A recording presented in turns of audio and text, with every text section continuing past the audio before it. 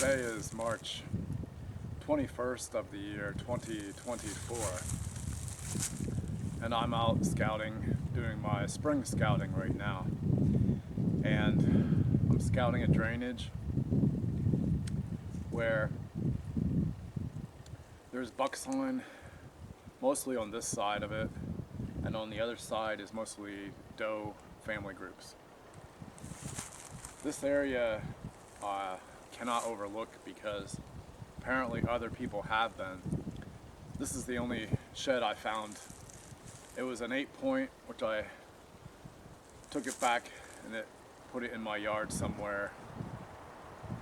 But that shed was not from this past year, it was from the year previously, so people aren't spending a lot of time coming through here. You have to really tackle some thick brush and kind of go out of your way to get back in here. But this area is getting rubbed very heavily over the years. So we have a rub here that was definitely last year's. It was rubbed pretty well, and also this one right here is rubbed. And I have one trail camera set very close here. I'm trying to figure out what time of day they're moving through here. I suspect evening, but it could also be morning. So that rub to my right, the deer is kind of heading downhill, and this one heading uphill.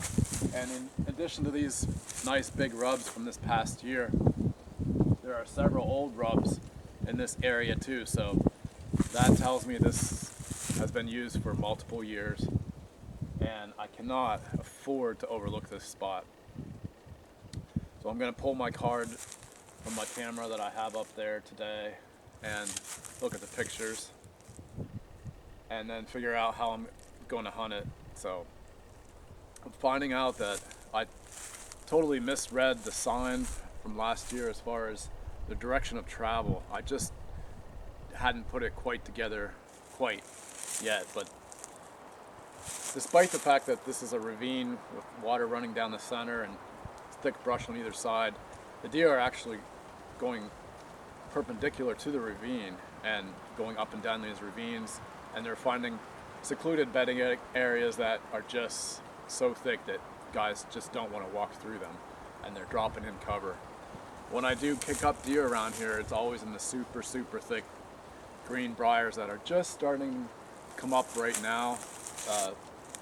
We've got one more week until April, and that's when things start to green up.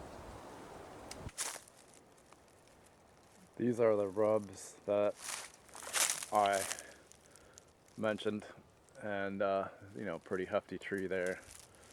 And then this one here, these were also made last fall. And then now this is one that was made probably 2 years ago. And right back here, this is a very super old rub here from that. So you can see that they've been rubbing here for a while. Like a good spot, catch a buck during the fall archery season.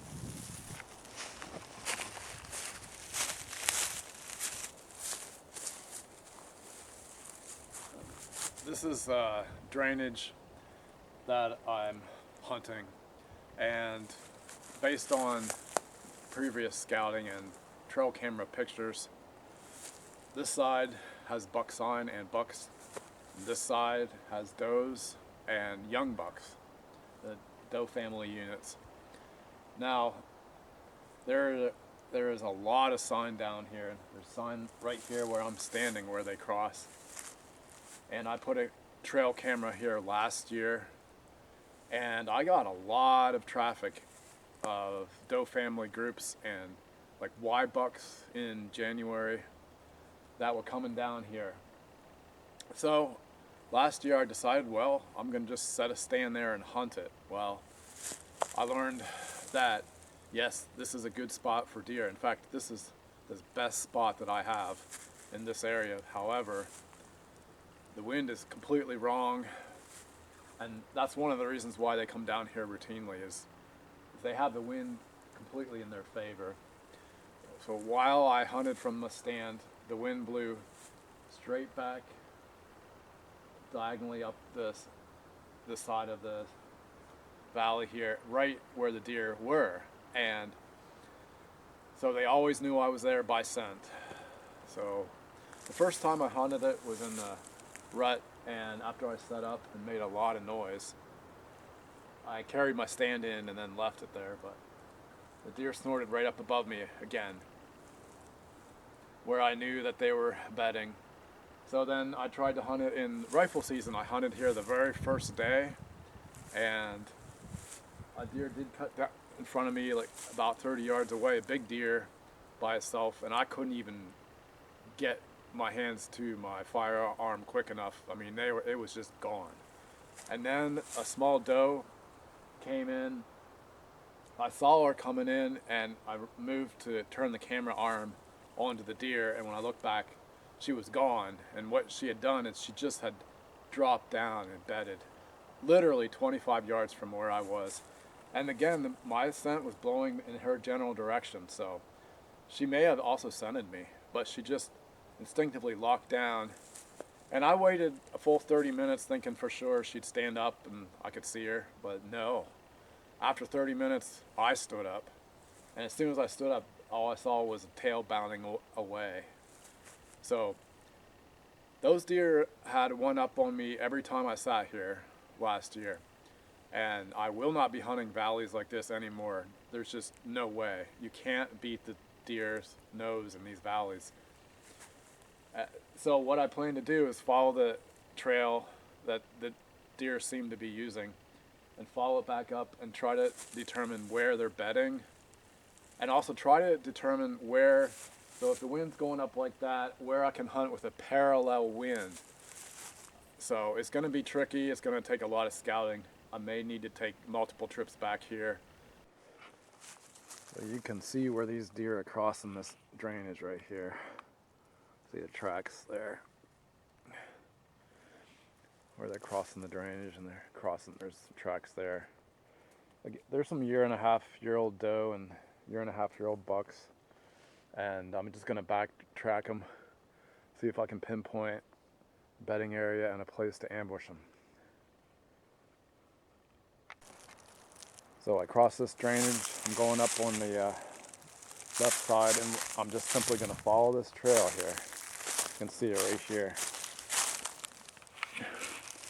A lot of old and fresh tracks right here, and it's pretty obvious here. See these little tracks. This is the trail. I always get excited when I find these hidden, overgrown, abandoned logging roads that were used perhaps 100 years ago, and they've grown over, and deer definitely like to use them. So right now I'm gonna see if I can find how they're using this, and if they're using it, and set up a camera, try to get some good intel. We got a trail here, it's got fresh tracks. I might actually stick a camera here. All things come full circle eventually. It's so ironic that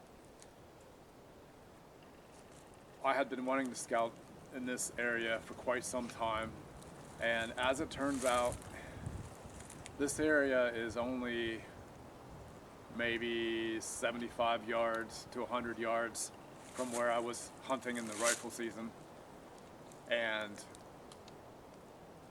there are fresh deer tracks here, and I know there are beds here because I've already looked at them and I know where they were from last year.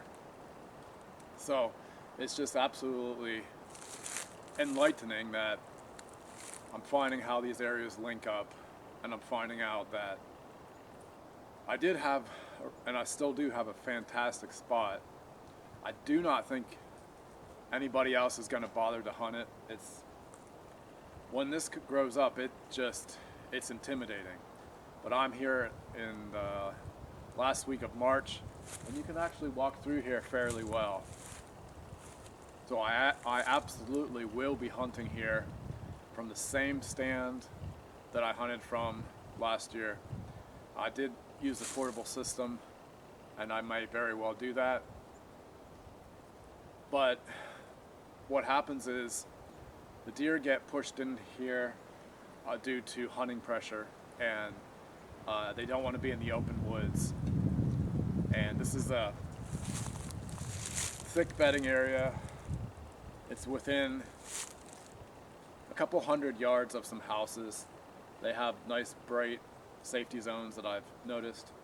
And that's again another reason why these deer are here, because they can stay close to the houses and avoid the firearm hunters. In Pennsylvania, it is legal to hunt within 50 yards of any building. As long as you are using archery equipment, it's totally legal. So I need to hunt this a lot more than I did last year and hunt it smart. And I am gonna set up a trail camera in here. I don't think anybody's gonna find one in this area because it is so darn thick. And see what I get on the trail camera, and definitely come back and hunt it. It's probably gonna be a later season hunt after the leaves have fallen, because I think that's what pushes them in here. The leaves fall and the hunting pressure, and they just get backed up into these thick areas that are close to houses. This is looking up. I'm really happy with how this came around full circle. You can see how there's a little shelf here, but the trail that I'm going to monitor is cutting down right here, cutting down into this little shelf, where they're coming up from up there, and they're cutting down in through here.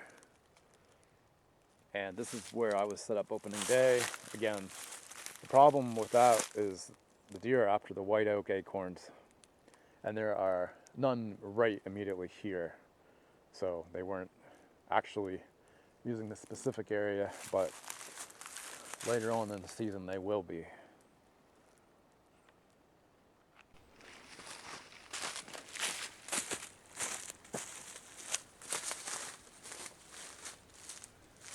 I am really excited about this last find, where I'm gonna set up my last trail camera for this area. I found a little land bridge where there's a land bridge over this little drainage, and trust me, any land animal like bear, deer, elk, they're gonna want to use that easy bridge, which I'll show you in a minute. And what do you know, right on after I cross that land bridge, there's a scrape, which I'll show you as well. I'm gonna certainly set up a trail camera. As you can see in the afternoon, this is not ideal for getting good shots because the sun is coming in and it's hitting this directly. So I think I will move it over there and have it facing the other direction because of the lens, the sun's glare on this camera. But I'm really excited about this because it's really paying attention to details and putting small things together, which in bow hunting, that is huge. You absolutely have to pay attention to details with the topography of the land and tuning your bow and all that stuff, your equipment, etc. So I will show you the scrape and the land bridge, and I'll probably move this to a better spot, but I should get some good footage here. Here is where I initially have my camera, and there's a drainage right down below it, see? And so this is the primary scrape right here. It's just that's it. It's got several overhanging branches above it. And this is the land bridge itself. Look at this. You can see all the, actually there's a trail that verges in here on this side here. There's two trails that come right through here, and they're pinched like a V. And there are tracks here, and not only are there tracks here, but you can tell they've been using this for ages. So I just walked across this land bridge, and I'll turn around so that you can see what I'm talking about. See, on the left side, it drops off there, and on the right side, it drops off here. And it's just the easiest way for a deer or a bear to walk through here. Yeah.